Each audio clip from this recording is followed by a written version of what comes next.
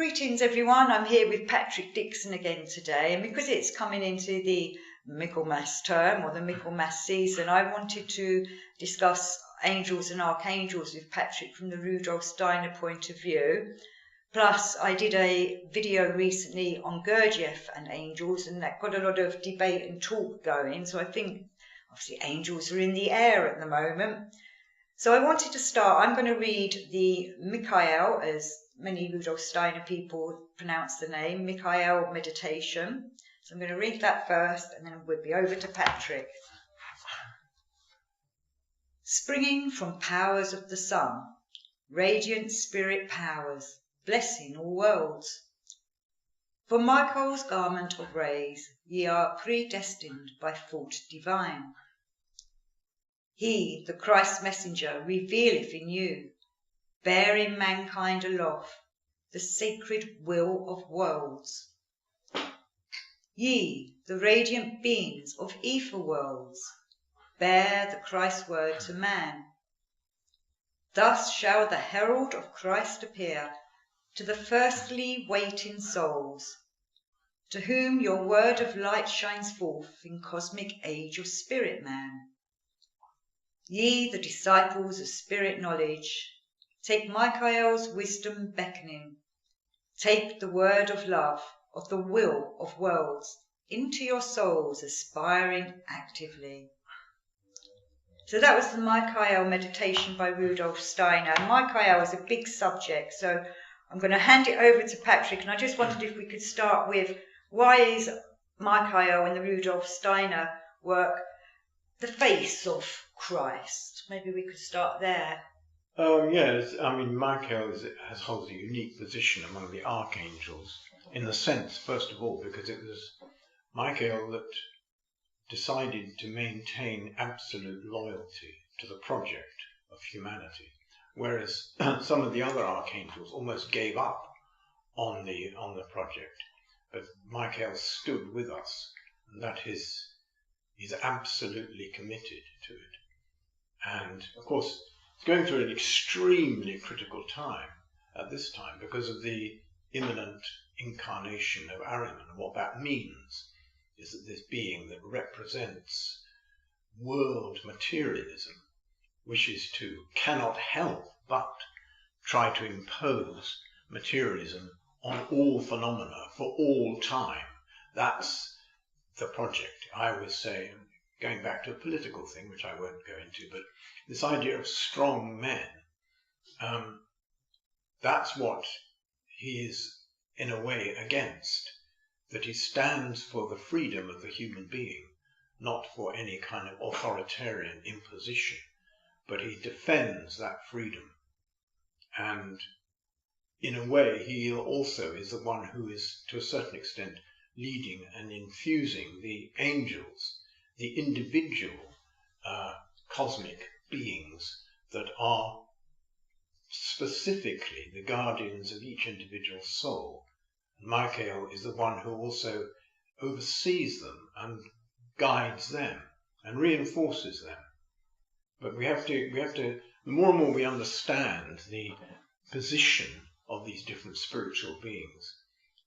For instance, the angels are the beings that are closest to us of the cosmic beings, the beings that are specifically serving the divine plan. The angels are nearest to us than all others. And the angels have as their lowest body an etheric body, which is not, the human being is the physical body, but they don't have a physical body, but they have one body higher than we do, higher than Atma, which is interesting if you put it in context of the whole of evolution. Through each condition of consciousness, each planetary embodiment, like old Saturn, old Sun, old Moon, Earth, Jupiter, Venus, Vulcan, a being can go through a stage where they get promoted to the next level, or rather they attain the next level, not of spiritual being in a sense, but also these two ladders. One is the ladder of bodies like physical body, etheric body, astral body, ego, spirit, self, life spirit, Atma, spirit man.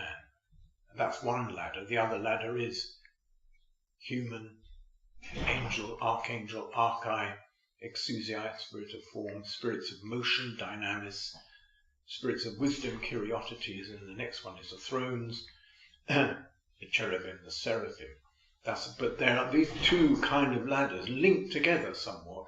So during the old moon, which is the planetary condition before ours, the angels were in a sense equivalent of having an ego. And their striving was to attain spirit self, which they have now, in a way, on the earth. They work out of their spirit self, whereas we, in our present state, have the ego, and from that we attain, through transformation, hopefully, the spirit self, on the next planetary embodiment, which is Jupiter. And on Jupiter, the angels will attain Buddhi, the life spirit, and the archangels will attain Atma. And there are levels above that. You know, we just think of 7 bodies, but actually, to the higher beings, they drop one and they attain another one above it. So it's this sort of, that's the true evolutionary picture. And the angels' particular task in this time is to help us to attain our spirit self-being. And what does that mean? It's to do with the purification of the astral body. And that means desiring more and more to be involved in the purpose, the conscious plan of the divine, rather than less and less in attachment to the local physical things of the world, where habits can become addictions. You know, so what the angels are teaching us is that if we liberate ourselves from those things, and we unite with the divine plan, we get given forces and powers and states of existence which we could not have otherwise. And if we don't follow the angel, and this of course is great tug of war, is a battle between the double, the human double, and the angel. The double is a being that is filled with the Ahrimanic will. And it's necessary because Ahriman has to be redeemed, but it mustn't get domination over the ego. The ego, you could say, the human ego, is in the middle. And it could go either way. It can either serve the double or serve the angel. In serving the double, you serve the Ahrimanic will, the whole purpose of Ahriman. And if you serve the angel, you are serving the purpose of the hierarchies, you know, and the divine. And of course, that service of the divine is taken right into the Trinity. The Trinity gives its world conception, complete, involved picture of creation of 7-fold planetary conditions to the seraphim. The seraphim take it on board. They've become the conductor of an orchestra. And then they hand that to the orchestra, which is really the cherubim. They think of, they're the ones who can show how the plan can be implemented. So it's like levels of organization. And then the thrones actually make it physically possible. That's the practicality. And it's interesting with the meta, because all the things we do in our present world, everything we do, like buildings, are images. The processes, the stages, are images of these great processes. You've got the designer, the architect, then the architect hands it to the actual builder who has to work on the materials, that's the thrones, and how to implement, how to get different workers, and right down to the guys who just do simple one thing. You know, they're just doing one aspect of the whole building, and it also takes time to bring it about. And that's all so that beings can eventually live in the building and do their work, which is what we are, in a sense. We live in the buildings, the structures of the hierarchies have given us, so that we can develop until we ourselves can become architects and designers. But so that's the sort of paradox which the angels are saying to us, the freedom of, you know, you're going into a structure. There are these different levels, and they're fixed, these levels, but we can choose to develop the forces which will enable us to function on these different levels as we go up. So, and as we go further and further up, we become more and more capable. We get more and more agency to determine what the levels are. I mean, before the Earth, incarnation of the Earth, it was mostly, we had very little agency. Things had been set up for us, like being children. Everything was planned, more or less planned. From now on, and that's also connected with the even greatest mystery, the mystery of the inception of Christ force into the world. More and more we get more and more agency, more and more freedom. So this is why it's quite important, I think, to go and walk in old Gothic cathedrals that have been created, probably the designs from angels down into them architects, rather than the horrible square buildings that we live in, which are probably not built with that kind of intention. Yeah, so it means to make our homes more heavenly. Absolutely. Well, that's also, it's also something I might talk about in one of my Catholic conversations. It's to do with form, and it's to do with this over manifestation of the right angle and the cube. And the cube is the image of the Earth. It's a very powerful image of the Earth. Of the 5 platonic solids, it's the Earth one. Whereas the icosahedron is the water one. And of course that's another thing about the angels. The angels are connected with fluidity. They're connected with water. They have a relationship to water through the elementals. They actually are working with the elementals on the water body of the Earth, as well as the fluids inside us and the fluidity of our own emotions and feelings. I mean, on the old moon was not a solid. It was fluid, basically a liquid kind of medium in which they had their being. And it's only on the Earth when they withdrew, from as human beings incarnated, and then the human being enters the world of solid objects, and this objectivity comes about. But when you go to the cathedrals, I mean, their designs, of course, that was like the school of Chartres. You've got the understanding of the different shapes.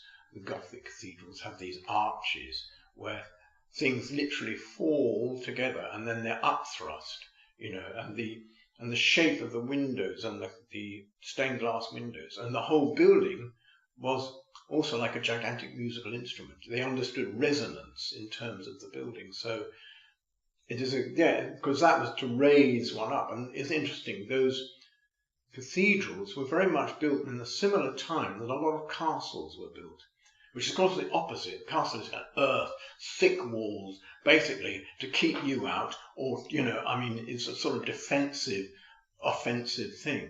Whereas the cathedral was to welcome you in, to lift you up, And of course the castle is like the young man, it's got lots of muscles, but it's a bit stupid, whereas the cathedral is the sort of wise, the sage who raises you up. And then you get this great mystery of the sort of, the east-west alignment, the altar of the east. So you go through and you're altered at the altar, you're raised up. And that is like going down the aisle. It's like the chakras, you're going up through different levels to the thing. So, and all that would be connected with the angels, because they would be places where the angel in the human being would be super activated in the congregation. So, yeah. Of course, most cathedrals are named after angels as well. So, I wanted to, because you talked briefly about thrones and cherubs and things like that. So there is a hierarchy. I've had some people get in touch with me saying it's very confusing with the angelic hierarchy, and who should I be talking to, or should I try and get in touch with the seraphim or the cherubim, or what are the thrones and things like that. I wonder if we could just talk about them briefly, of why there's this hierarchy, which I believe was first written down in the early medieval ages, even though it was known about it before, but it wasn't actually discussed by the theologians till that time. Yeah. It might even have been Aquinas who put them into their order. I can't remember off the top of my head. Well, certainly clarified it. I mean, the thing is, in a way, of course, they were, but with different names in the ancient Indian culture. The Trinity, Brahma, Vishnu, all those, and every culture has expressed aspects of the hierarchy, the ladder, which, of course, it starts with the project. You've got all those beings that serve the Jacob's ladder, the project of developing the divinely conscious human being. And of course, because of the war in heaven, there was the fall, there was a separation, but that was a necessary thing in a way. So as evolution went on, people were born and their consciousness of the higher worlds get more and dimmer. Simultaneously, their consciousness of the earth get brighter and brighter. So they got more objective. Oh, that's that and that's that, but they didn't know. They lost where it came from until they died. That's what spiritual science has got to do, is to make those simultaneously, so that even all objects, you can see the living backstory, even of things that are apparently dead. And you can perceive beingness in all thingness, whereas the Ahrimanic forces want to bring thingness into all beingness. So that, it's to go through that. The angel is very much to do with each soul has an angel, which becomes a part of your being, and we are ascending into our own angel till we are, in a sense, become it. Above that, of course, is the archangels, and their allotted task was, first of all, to be for particular folk souls. And in the earth, as the earth was evolving, and of course one has to get a slightly different sense of the way the solar system evolved, because in a way, old Saturn occupied a space which was equal to the sphere of the orbit of Saturn, which was gigantic, much bigger than the planet Saturn. It was huge. And then this gradually came in, and the old Sun had its border of the orbit of Jupiter, and old Moon had its orbit, the border of Mars now. So, and the Sun was always evolving simultaneously. I mean, these are very complicated questions, in which Steiner even didn't clarify completely. Maybe he couldn't, but at that time, it's almost as though in every great embodiment, like whether it's going through the Earth, Jupiter, Venus, Vulcan, you have moons, and you also have the Sun. The Sun reappears, a different kind, but it's still the Sun, but it's also evolved. The moons represent those forces that are held back. They're carried with, but they're not yet part of, and then they're gradually integrated. There's this great breathing motion where the Sun will separate from, as it was once united with the Earth, it separates, then it will rejoin it, and it pulls all things back into it. Then, when we get to Vulcan, all the stuff is together. Then Vulcan separates and disperses into space, and out of that comes a new zodiac and a new hierarchies, so it's vast, it's so enormous. But to go back to the general levels, you've got the archangels now and they, as the Earth was evolving, it was seen before Atlantis even, in the different race impulses came from different planets, and they connected to different parts of the Earth. And we know that, up till very recently, and still, the black race, the Mercury race, is mainly African origin. The Mars and Moon race was mainly the Far East. The Jupiter race was mainly Europe, and the Saturn race was America. Now, of course, that doesn't mean to say we can circulate through all those races, and we shouldn't get, kind of prejudiced or bigoted about anything, or proud, because we've been in all of them, and they all had their mission and had their mission, either had it or yet to have it in a different way.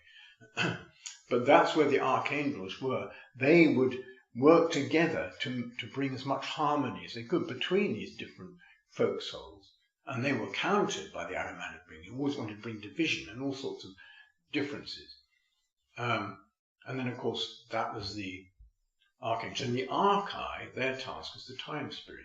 So above and beyond the harmony of the different, it was the harmony of all of it working together. What is the main impulse that comes together at that time? What is trying to manifest? What is suitable for that time? That's the first, you could say, something called the third hierarchy. And then you go into the next level, higher level, the spirits of form, the exousiae, also called the Elohim.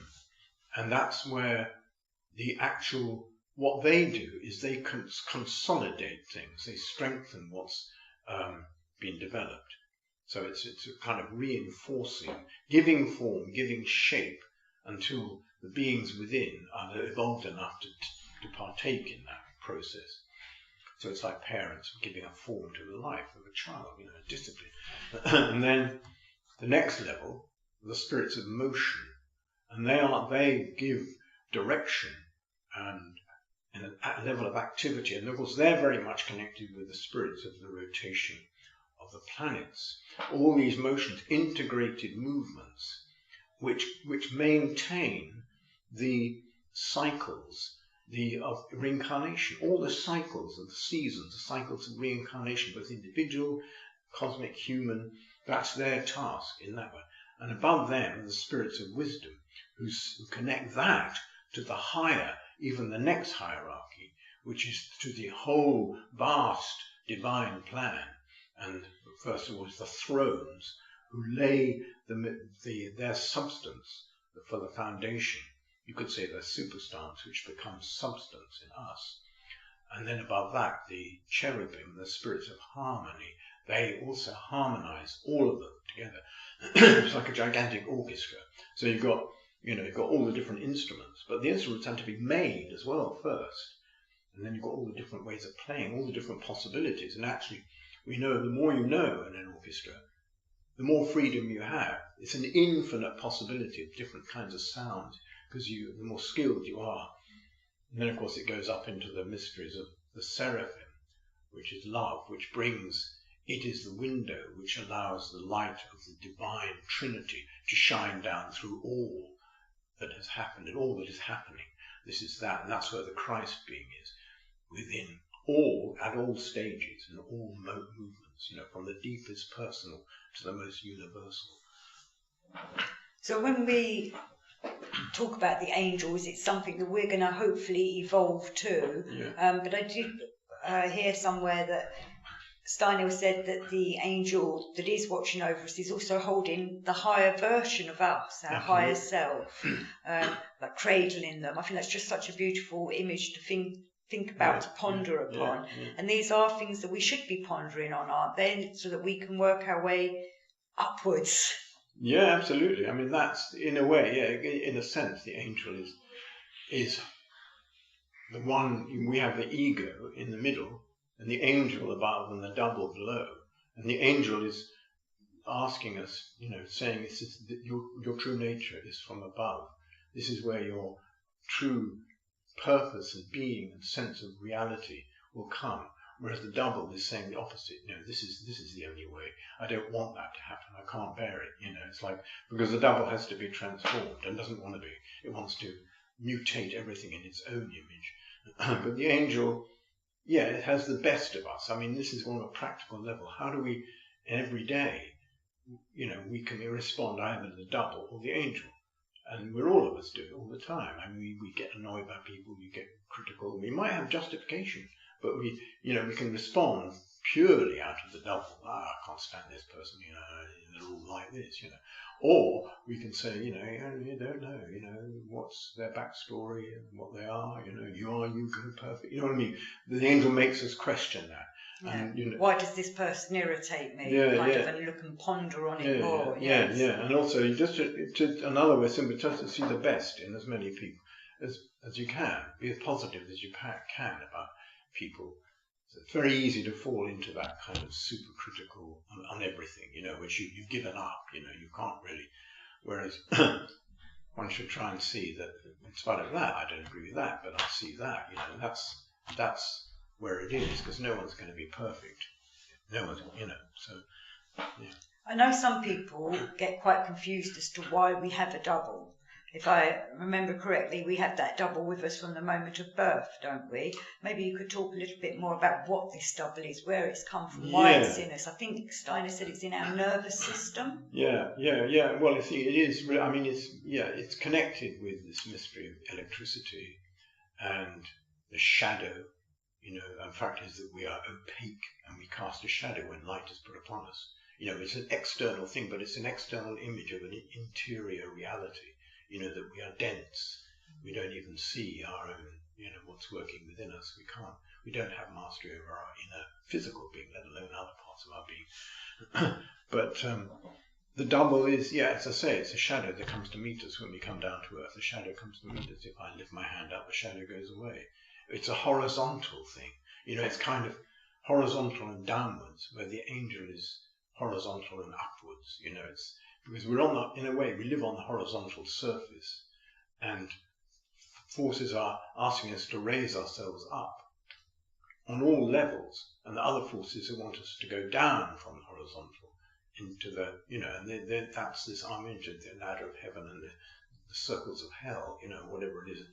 And they have realities. I mean, in a way, none of this physical world that we see around us is permanent.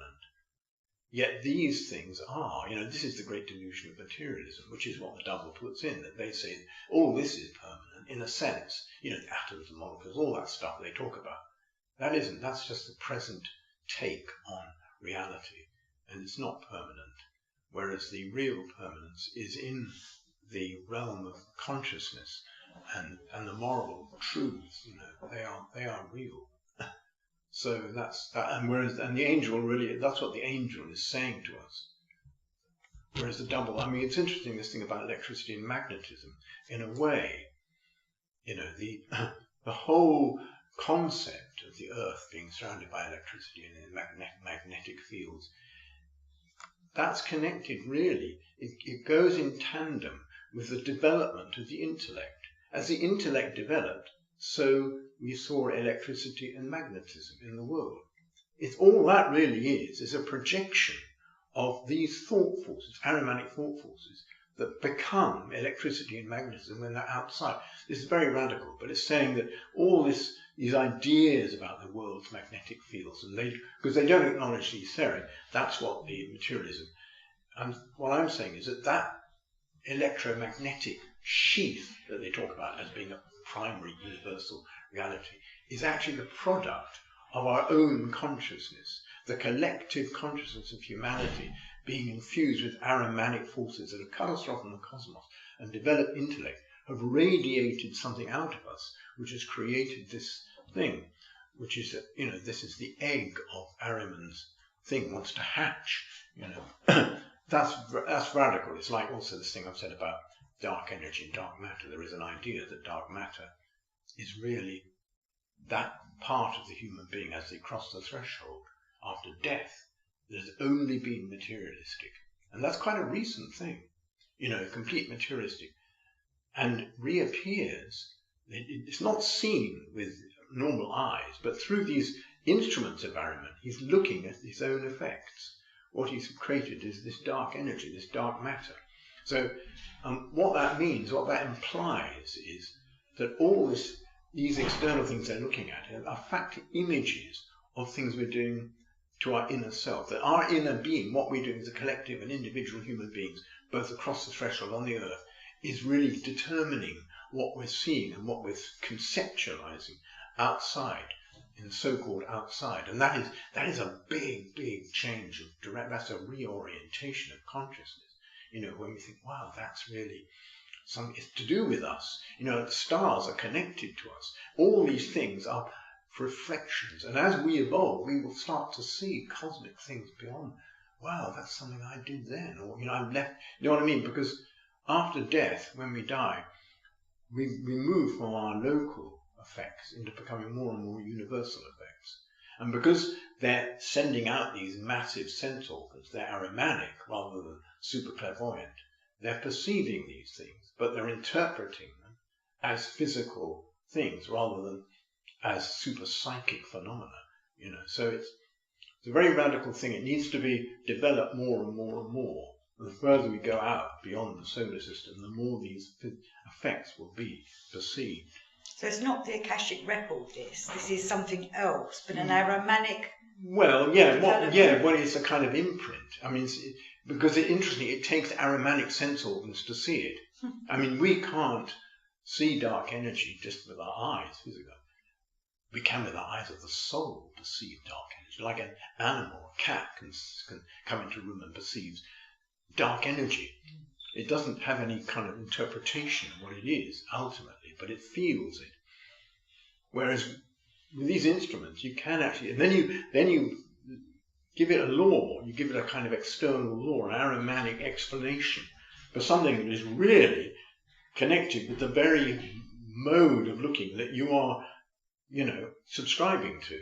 So it's a complicated series of things that leads to these ideas. And, you know, these people who are great icons of modern cosmology, astrophysics, people like Stephen Hawking. I mean, he was great in his way that he bore that illness that he had. But to me, that it's a limited thing. It's an aberrated. It's still subscribing to the idea there's the out there and there's the here. You know, I mean, people are now moving through, interestingly enough, but it's not, you know, through quantum physics. People have touched into the idea that that's not real. It's all illusion. You know, but it's in a way it's breaking into the spiritual world, but through Ahriman. But that's a distraction, isn't it? Yeah, it's a distraction, but it's a kind of Ahrimanic version of spirituality. Now, it could lead to genuine spirituality, but people get stuck on this. They give quantum mechanics a great authority, like this is the new breakthrough, our new even this guy, Fagin, who's very good. I mean, he's been a physicist, he's still stuck with that, you know, because then you say, just hand him a book of anthroposophy and say, yeah, you know this, you know, this is nothing what you're talking about. The universe is filled with, read this, you know, because it's so rich, it's deep, it's far greater than this cosmology that people are stuck in. And quantum mechanics has kind of caught people, given them this illusion that they've got this great breakthrough, you know. So who's this guy again? Just so, because I know otherwise his name is Federico Fagin. Right, so he's giving he's beginning to look at what the cosmos in some is. areas he definitely is, you know, there's no doubt about it, because he's saying consciousness, and I think he believes after death there is something goes on, you know, which is but then again there's always a danger that it's the Ahrimanic explanation of the after death, because Ahriman knows this after death experience, he wants to take hold of them, but you know, but it's certainly a step in the right direction. Because then you can come in and say, what about this? If you solve that, you know what I mean? And people like that who've been in modern science get put off by the jargon. It's understandable. Suddenly got all these, you know, these sort of gnomes, and you know, think, oh, come on, you know. It's all a bit woo-woo. Yeah. But that's very superficial. That's like, you know, when you judge it, you say, oh yeah, but go in the deeper meaning. You don't have to call them these things. You can call them all sorts of things, but say what you think they are. I mean, define what is being. What is the difference between a thing and a being? You know, and then you go more, you can really have deep understanding develop from that. So, yeah. I wonder if it's not Steiner, what I'm going to say, but I know that some of the astronauts, it's now been revealed that, because they were told to keep this quiet and top secret, but it's now been revealed some of the astronauts heard voices of relatives up in space. Now, I know there's been sci-fi books and films about this, but it seems like they were saying they could hear their relatives or something like that was going on. It's still not been fully disclosed. So I wonder if this is all part of what you're saying as well. Yeah, I mean, I think it's almost like the threshold is getting thinner. The veil is getting thinner, and these things will break through, especially also if you are asserting in an Ahrimanic way from the earth, like you're in this capsule, you know, you're given something premature in a sense of a vision. The other thing can come in, because you're putting yourself in a unique position. And one of my dramas is about the relationship between a shaman and an astronaut. You know, the astronaut is getting these visions, and you know, so yeah, I mean, I think it's quite possible, and they will be affected also by their vision of the whole earth. You know, there are things that will affect their astral body in a way. I mean, I also think, you know, even Einstein, all these people, they all thought they were just talking about that's a law, that's out there, but it can't be separated from their own etheric body. You know, the idea of the ether body leaves the physical body at a tremendous speed. It spreads into the universe. You know, that becomes metamorphosed and mutated into a sort of astronomical physical law.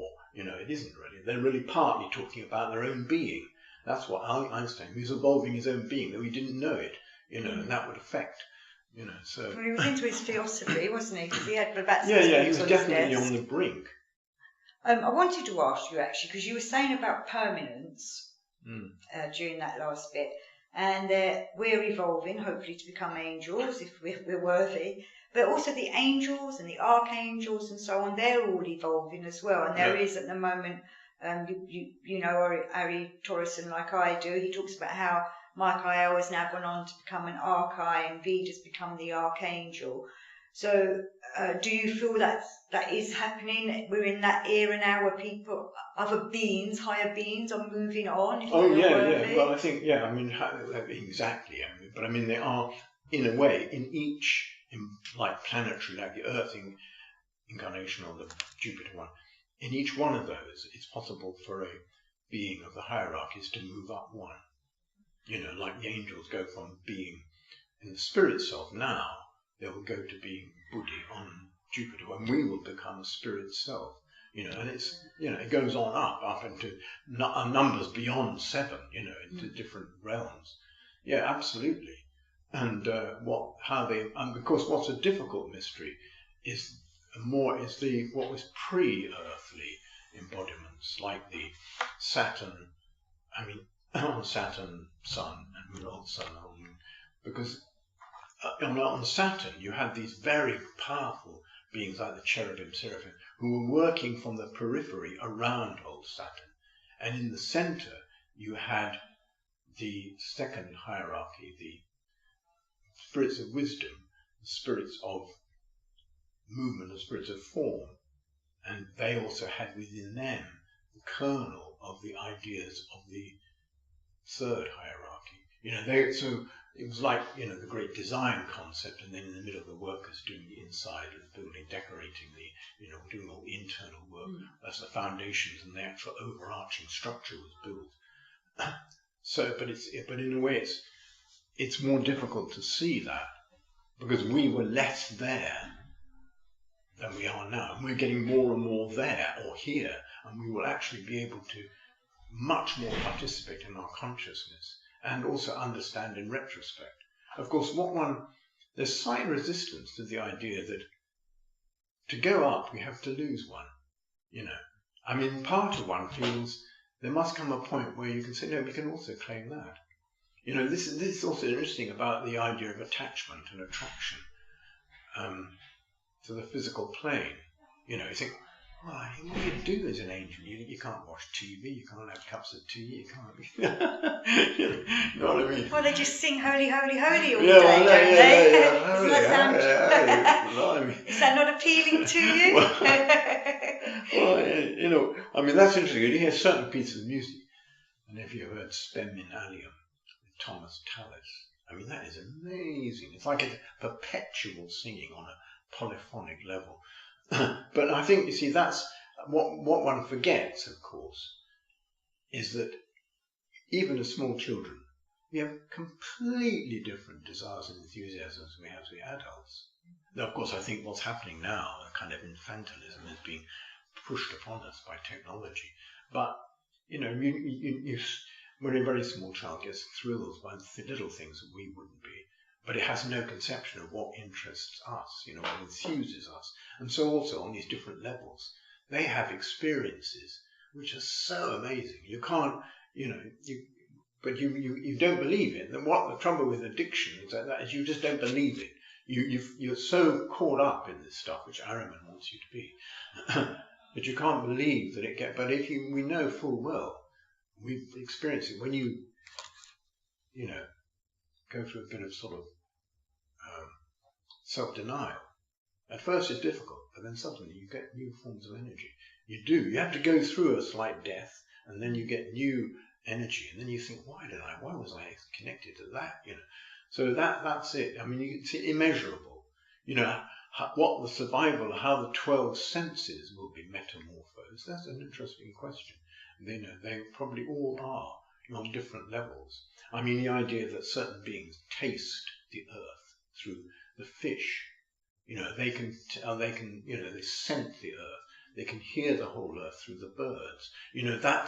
That sort of idea is that you feel they become, all that's embodied is the part of the sense organs, the super sense organs of higher beings, so, but they're not caught up in them in the way that those beings we are down here, we can be. I think a lot of people think this is it, and we've reached the top of the human, this is how it's going to be forever now. Because I've often talked to various people who I thought were on spiritual paths who cannot see beyond now, today, or what the future is, or what we could evolve to, and I find that quite difficult to put across to people. Well, why can't you think further than that? Why are you happy with where you are now? So that must be either Aramanic or Luciferic keeping them here. It's very Aramanic in a sense that you're locked into this present time. You cannot see beyond it. I mean, that's really kind of a tragic situation, and it's not really perceiving that we all, every day we to a certain extent see beyond where we are. If we really just said, every time we went into a room, we feel that was the only place there was. You know, you can imagine that situation. But that's the development of the imagination. That the idea that we've got there is always the idea that rationalism, we're on this great plateau of rationalism. We look back down at all this stupid little superstitions out of the past, you know, and we're so proud of our rationalism. But then we get older, we start to doubt, you know, I'm going to die. What does that mean? You know, I mean, you know, this whole schizoid thing where people say, you know, outer space, we're going to get there. So, but you don't believe in anything after. You're going to be dead soon. So what are you talking about? It's something you're going to enjoy. Neither your kids. You know, it's sort of, you know, it's a kind of split thing. And you get these people enthusing. There's this lovely woman. She's a black astronomer. You can tell she's a lovely soul. But she's so hyped up on the space thing, and you feel it's like a child, you know. Yeah, I say, but do you think more deeply? Do you believe in life after death? And if you know, what does it mean? Whereas those who hold this idea of life after death, and not just that, but a great continuum, a whole different orientation to what one is and what one does changes, you know, and then when you relate to people. You meet them again, you're going to develop, that's something that's going to go on, you know, it's like, whereas, you know, if you don't believe, you just believe it's just the end, that's it. And if you really thought that, you'd look at your children and say, well, what's the point? You're going to be dead, I'm going to be dead. You know what I mean? It's like, it's not taken in, it's almost like you don't want to think about it. But you've got the paradox is that nearly every soul has been through those spiritual worlds. But their education or their Aramanic possession has crushed any awareness or any validity or any meaning to them. You know, so. Because I find that quite interesting, because a lot of people want to talk about past lives, which I sometimes think isn't worth doing. We should be concentrating on this life. But I do see that if we look at our past lives, we can perhaps see our progression. But I also see when I hear people talk, oh, I was a Tibetan in one life, or a goddess temple in another, priestess in another. Yet in this life, they're very stuck in the materialistic. So you don't necessarily progress in each one. You could, like what you've just said, something could have happened in this life, in their childhood or teenage years or whatever, that stopped them following or continuing their spiritual soul path. Absolutely. I think, you know, in some ways it's definitely connecting with this business of the Christ consciousness. When you take that on board, when you realise, of course you fail all the time. So we all do, I do, definitely. That, you know, that the Christ is the real power that gives validity for all of these things.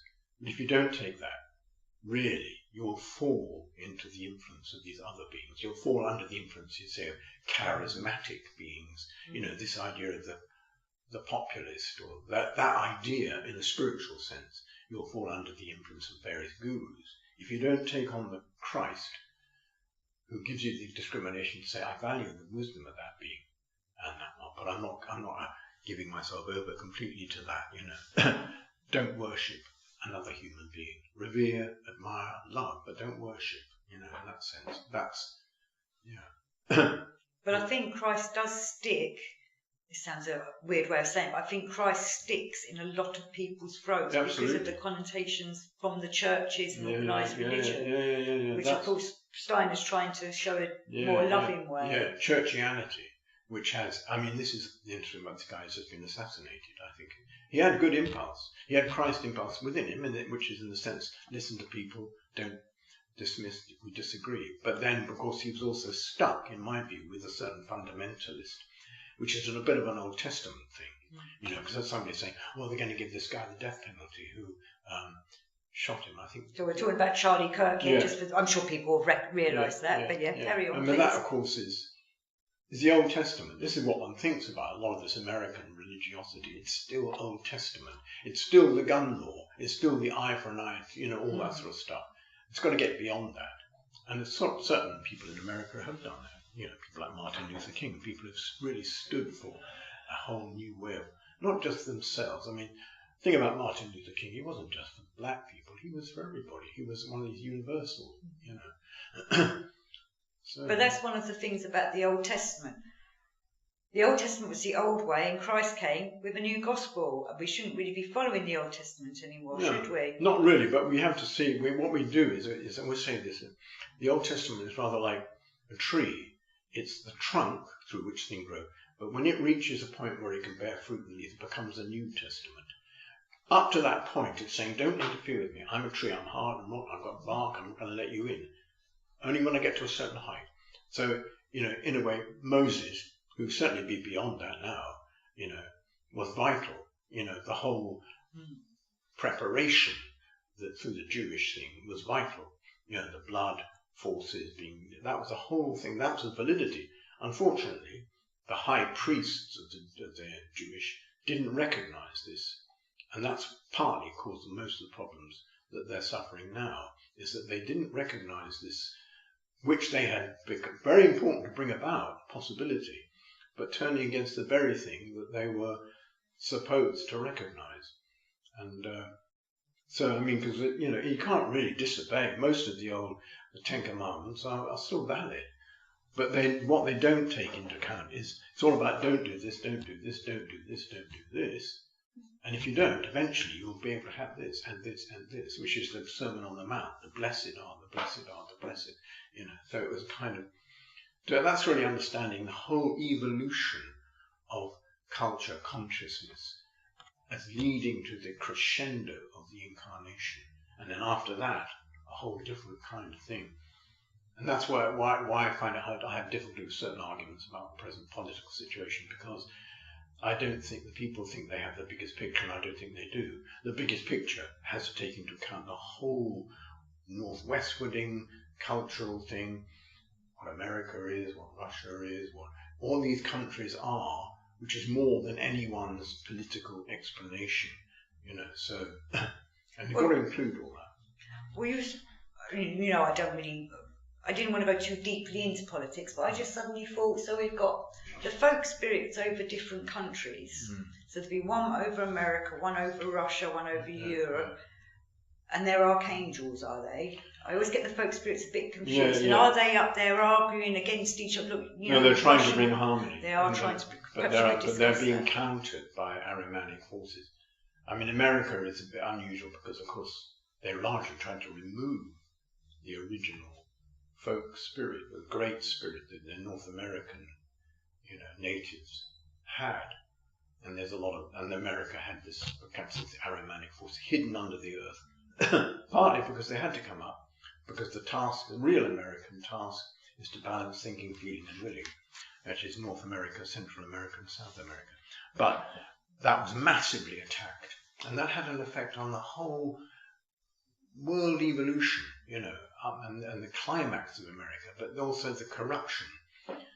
And I'm not, I've got very strong feelings over what's going on now, but I do not apologize. I'm not an apologist for America. I know that massive evil and corruption has come through that, and had it easy because of the whole democratic structure. There are all sorts of reasons, but but I do think it's something that has to face head on, rather than support what I call retrograde autocracies, that's the evil of the past. That's going backwards.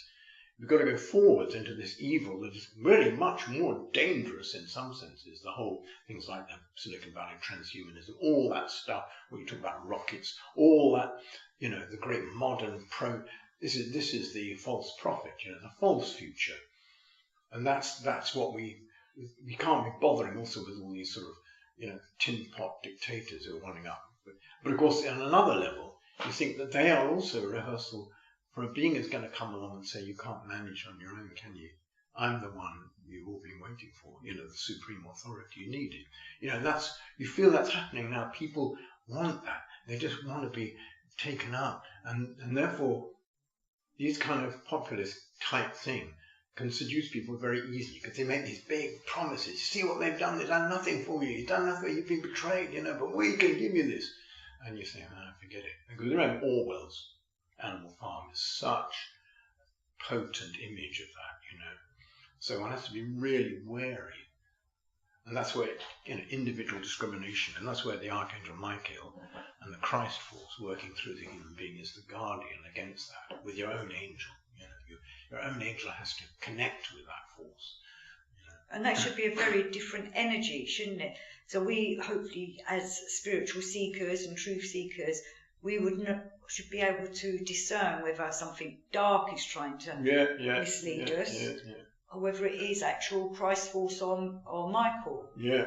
But these leaders can't seem to discern that. Well, yeah, I think there are 2 or 3 ways of doing. I think with what I call the retrograde thing, it's externally easier because you get more external signs, which you get, people suppressing information, free speech, wanting to stay in position indefinitely. That's a sign, that's a kind of Luciferic, Ahrimanic replay of so-called divine right of kings, which had a truth there once. That's easier to see, but it's a more immediate danger is that those forces can cause an incredible disruption and danger because they've got Ahrimanic weapons and powers, but with Luciferic temper, the weakness of a Luciferic, non-moral center. Whereas the other one, the Ahrimanic stuff to discriminate, is much more difficult because you've got the amazing scientific advances which are being offered as answers to all our questions, and all these things that we are connected with, all these digital, all this electronic stuff, which is almost trying to replace normal culture.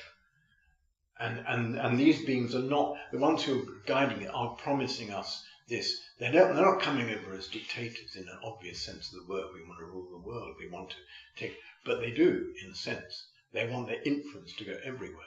They want that domination. They're not really conscious of who they're serving completely. And there are examples of that, So it's a much, much more subtle and difficult one to unravel. That's what I'd say America symbolizes. It symbolizes what we have to penetrate and sort out. What is good? What is true? What is false? What's happened? What's been distorted? Whereas in the other one, you can say, like for instance in China, and I love the Chinese people and the culture, but the dark side is very obvious. You got one person who wants to be in power indefinitely. You watch their meetings; they all clap in unison. It's like, and controlled. People are silenced. And then you look what they did to Tibet and what they want to do to, and that's you can see that's obvious. But what's on the West, that's not obvious. That's almost promising us. We got all these wonderful things, But well, I wanted to just finish with talking about the future. I know we'll be going into Jupiter, so Ahriman will incarnate at some point, and I believe Steiner said that he would not be redeemed until the Jupiter time, and again that'd be through Michael, but it's going to be a redemption, and this is the whole point of Christ and how Michael works. We don't kill the dark forces, which many people seem to want to go to war with. It's helping them find their way back to God and redemption. So I wondered if you could perhaps talk about the redeeming force and how that's going to happen in Jupiter. Will we see Michael come down with his sword and subdue him? A sort of cosmic intelligence, a thought. I mean, that's connected with this mystery of technology and what I call technosophy. The way of realizing that all forms, life forms, and also even things, are infused and brought about by forces proceeding from the periphery, from the boundaries of the universe, from higher beings, and you can track it back upwards into those divine forces that the Ahrimanic beings want to say, no, it's just here, that's all there is, this is it, and I made it, this is my idea, And Ahriman's redemption will come when he sees that his ideas, well, the ideas that he's held back in a sense. I mean, Ahriman, this is the whole to do with the biography of Ahriman, you know, the interior of the earth, where cosmic beings created from the, as I said, from the periphery, and old Saturn, other beings within, then they withdrew, and they left a memory of all the things they'd done. And this memory was taken hold of by the Ahrimanic beings, frozen down, and put into cold storage.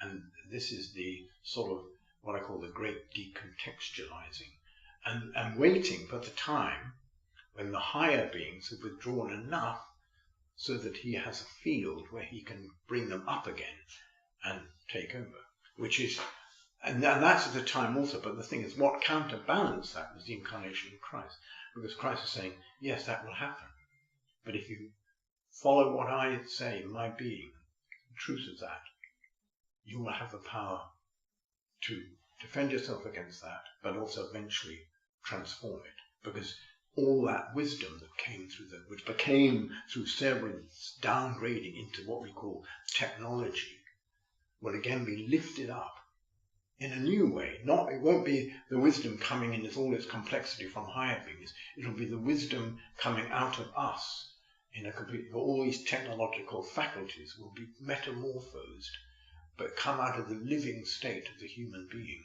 You know, the divinely inspired human being of the future. So, and then Ahriman will say, yeah, you actually did need you to do what you did. You had to do this. You had to freeze off this stuff, hold it. But then you were so tempted to, you know, one-sidedly to make it the only reality. That's what his problem. He was so over-enthusiastic about his gadgets that he wanted to make the whole world a big machine. He was like an excited nerd, you know. He kind of that's so, you know, we've got to say, yes, that's lovely, but what about this? Come into the garden, look at the flowers, Ahriman. Oh, they're nice. you know, he wants to be rounded because he's trapped in his own being as well. And we've got to say, yes, like with Lucifer, it was necessary. Ultimately, we will say that. That will be the redemption, but we can never go back to those ways. But we're all together, all of us, working in different ways, you know, so.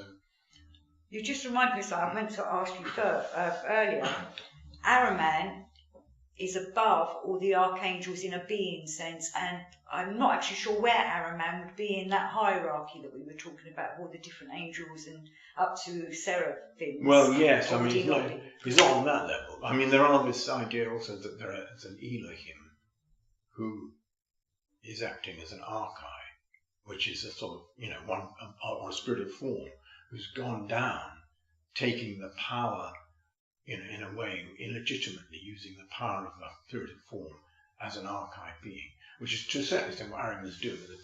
So he becomes the spirit of the time, you know, rather than. I mean, it's a big question where, I mean, in my drama I talk about this, that it's kind of came out of, you know, even in hell, it's semi-comically said, where do all these the angels fall into hell? And they find these creatures there as already indigenous creatures, horrible creatures. And Mangelstein says, well, he says, I'll tell you what they are. They're just all the repressed thoughts of heaven, which they don't deal with. They sweep under the carpet and shove down here. Which, I mean, in some senses, is a certain truth in it. It's like a Freudian, cosmic Freudian psychology. You know, that all this stuff is down there. And this has to be transferred. And what we've been given is the task, through the higher worlds, to become those that transform it. That the divine has given us this unique task, to be ones to suffer it, but then to transform it and to lift it up to a higher level. Because that was my big revelation with Rudolf Steiner. When I learned that, I suddenly had meaning to my life. Yeah. Which sounds a bit silly, but at the same time, it's like I always knew there was meaning to why us humans are here. Yeah, yeah. But for many people, they don't want to believe there's a sort of spiritual war battle going on. Yeah, absolutely. But that is the whole point, isn't it? We are here to help redeem and transform the dark side. Absolutely. I mean, I think, you know, also this, you know, looking at machines and technology, you know, you see people who are totally fixated on it. But in a sense, also that as a task too. We have to penetrate those realms and understand. And sometimes, you know, that kind of obsession can prevent you falling into other kinds of addictions. You know, you become a bit autistic, but you're studying things very closely, you know. So The real skill is to both study the details, local, and then to see how they are connected with a much bigger picture. It's getting both, which you see in nature. You see in, for instance, in photosynthesis, you see this little leaf. It's got all these internal structures, and is bringing cosmic forces from the sun, and then forces from the earth meeting it. And the extraordinary alchemy takes place in the leaf, and it does this amazing stuff. So it's both local and universal. And the plants they are really connections to the universe all around us, which we're not mostly aware of. That's a wonderful analogy to end on, or truth as well. You're starting your Catholic Conversations again soon. Your next one's Saturday, September the 27th. Maybe you could just give us a quick, what is that going to be? Or the title? Yeah, the title is The Alphabet of Form, which I've done quite a lot of geometry and stuff. I'm just looking at the foundations of two-dimensional and three-dimensional called form. I've been telling the two dimensions. You have this idea of the tessellations of the plane. How triangles, hexagons and squares are the only things that you can have continuous, regular multiplication of form. Then you go into the semi-regular and the semi-demi-regular, where you have 3 or 4 different kinds of polygons linked together. That is one part of the two-dimensional alphabet. And you've got the spirals of different kinds. And then you've got also the basic, what you can do with circles, all the different things connected to the circles, like the Vesica Pisces, and what comes about through that. Then you go into 3 dimensions, and you have the vowels, you could say, the tetrahedron, the icosahedron, the dodecahedron, the octahedron, the cube. And from that you can build up combinations of form. They lead to the more complex polyhedra, which unite different aspects of that. And that goes into all kinds and then you see the forms in nature and the whole connection between the horizontality of the animal and the verticality of the human being. The geometries in the plant, the phyllotaxis, where the leaves rotate around the stem, connected with the planetary motion. So all these connecting the motions as well with the form. I mean, even in a leaf, in photosynthesizing, a thing called the Caldian cycle is going on inside the leaf. And in different parts of the tree where the sun is shining more brightly, it'll be going faster. It slows down, but it's all cosmically connected. It's connecting form with the cosmos in a way. That's going to be brilliant. And are you every fortnight, or should people just go to the website? Yeah, every fortnight. We should be in the programme. We'll be on the website, yeah. And this is at Rudolf Steiner House in London. It's Saturday mornings. I think, what time does it start? 10:30 usually. And it's coffee and cake, £10. Yeah, and it goes on as long as people want to go on for, really. And you're also speaking in November on one of the Friday evenings. So I would recommend people look at the Rudolf Steiner website for further details. So thank you very much, Patrick. Anything else you want to add? Not really. I don't think so at the moment. May the angels watch over all of us. Thank you. Okay.